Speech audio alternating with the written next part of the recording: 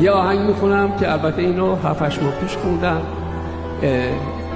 این طرف داره نصیحت میکنه، حالا مرد خونه است نمیدونم، خانوم خونه است نمیدونم، ولی بیشتر فکر کنم مرد خونه است که داره.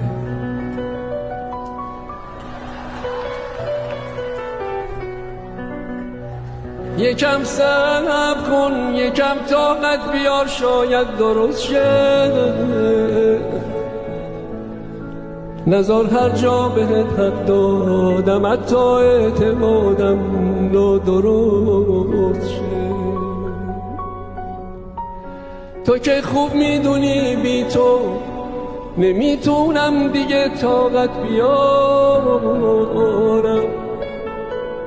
سلام یا این خدا حافظ، کدومش رو پای قسمتت بذارم.